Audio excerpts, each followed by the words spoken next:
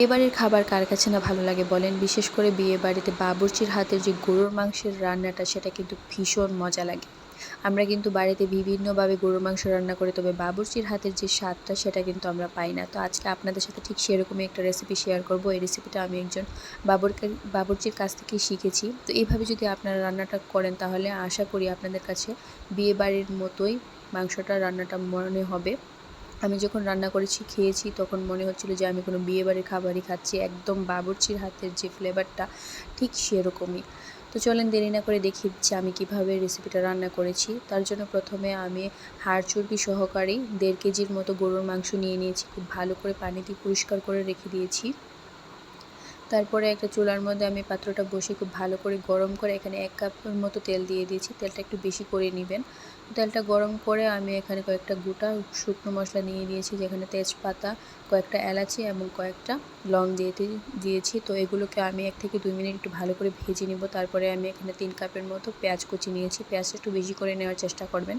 তো পেঁয়াজটাকে আমি 2 থেকে 3 মিনিটের মতো খুব ভালো করে একটু ভেজে নিব। বেশি ভাজবো না, যতক্ষণ একটু নরম হচ্ছে ততক্ষণ একটু ভেজে নিব। তো পেঁয়াজটা নরম হয়ে আসলে আমি একে একে বাটা মশলাগুলো দিয়ে দিব। এখানে আমি 1.5 টেবিল চামচের মতো আদা বাটা, 1.5 টেবিল চামচের মতো রসুন বাটা দিয়েছি। তো বাটা মশলাগুলো দেওয়ার পর আমি এখানে 3 থেকে 4 মিনিট মশলাগুলোকে খুব ভালো করে একটু কষিয়ে নিব। বাটা মশলাটা যতটা কষানো হবে তরকারির ফ্লেভারটা খুব ভালো আসবে। আর আমি ভালো করে একটু ভেজে নিয়েছি যাতে করে বাটা মশলার যে কাঁচা একটা ভাব থাকে সেটার জন্য না থাকে। তো এই তো 3 থেকে 4 মিনিট আমি বাটা মশলাগুলোকে খুব ভালো করে কষিয়ে নেওয়ার পর আগে থেকে যে মাংসটা আমি পানি ছাড়িয়ে রেখে দিয়েছিলাম সেই মাংসটা এখন দিয়ে দিব। মাংসটা দেওয়ার পর ভালো করে মশলাটার সাথে খুব ভালো করে মিক্স করে এখানে আমি মাংসটাকে ঢাকনা দিয়ে 5 থেকে 6 মিনিটের জন্য খুব ভালো করে কষিয়ে নিব।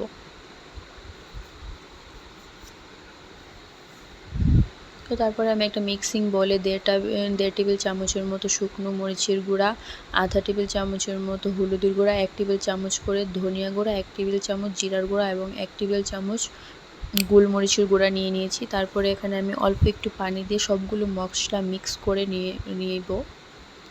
আপনারা খেয়াল করে দেখবেন যে বাবুর্চিরা কিন্তু বেশিরভাগ রান্না কিন্তু বাটা মশলা দিয়ে করে। বাটা মশলা দিয়ে রান্নাটা করলে কিন্তু রান্নার স্বাদটা কিন্তু দ্বিগুণ হয়ে যায়। তো আমি এখানে বাটা মশলার পরিবর্তে এখানে শুকনো মশলাগুলোকে অল্প একটু পানি দিয়ে ভালো করে আগে থেকে গুলিয়ে নিচ্ছি। এটা কিন্তু 90% একদম বাটা মশলার মতোই কাজ করবে।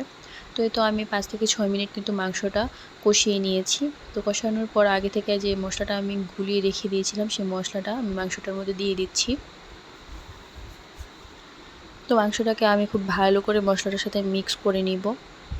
এখানে দেখতেই পাচ্ছেন আমি কিন্তু এক্সট্রা কোনো পানি ব্যবহার করি নাই। তো মাংসটাকে খুব ভালো করে মিক্স করে এটাকে আমি 10 মিনিটের মতো কিছুক্ষণ জাল করে নিব। তো ওই দেখতেই পাচ্ছেন 10 মিনিট পর দেখতেই পাচ্ছেন মাংসটা থেকে কিন্তু অনেকটা পানি ছেড়ে দিয়েছে। মাংসটার মধ্যে কিন্তু আমি একটুও পানি ব্যবহার করি নাই। তারপরে আমি এখানে স্বাদ মতো লবণ দিয়ে দিচ্ছি। লবণটা আগে দিইনি, কারণ মশলাটার সাথে আমি চেয়েছিলাম মাংসটাকে আগে ভালো করে একটু কষিয়ে নেওয়ার জন্য।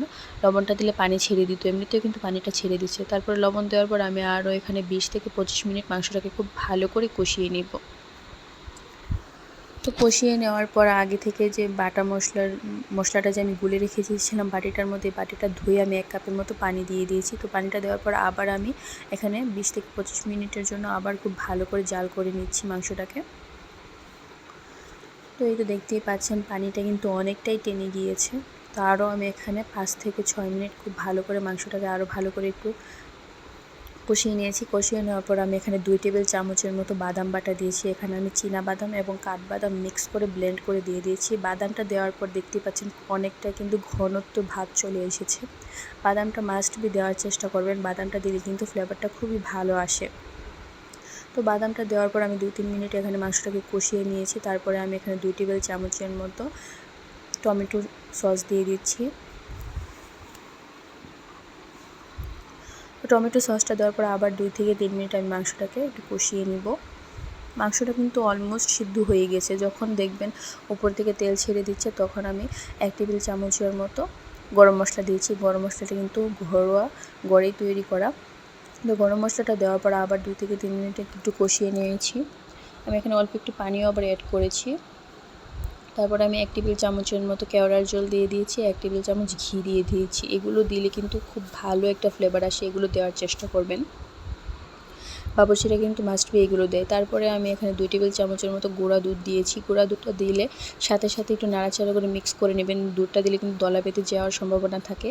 তো দেখতে পাচ্ছেন গুঁড়া দুধটা দিলে কিন্তু তরকারিটার মধ্যে খুব একটা ক্রিমিনেস চলে আসে। তারপরে আমি স্বাদ বাড়ানোর জন্য আবার 3-4টার মতো কাঁচামরিচ ফালি করে দিয়ে দিয়েছি। তো এই তো আমার তরকারিটা কিন্তু একদমই হয়ে গিয়েছে। মাংসটা কিন্তু অনেকটা সফট হয়ে গিয়েছে। দেখতেই পাচ্ছেন কত সুন্দর একটা কালার এসেছে, কত সুন্দর একদম ক্রিমি একটা ভাব চলে এসেছে। তো আপনাদের কাছে যদি আমার এই রেসিপিটা ভালো লাগে, আমার পেজটাকে একটা ফলো দিয়ে শেয়ার করে একটা কমেন্ট করে যাবেন। আর আপনারা একবার হলেও এই রান্নাটা ট্রাই করে দেখবেন। আশা করি আপনাদের কাছে খুবই ভালো লাগবে এবং বাবুর্চির মতোই রান্নাটার স্বাদটা পাবেন।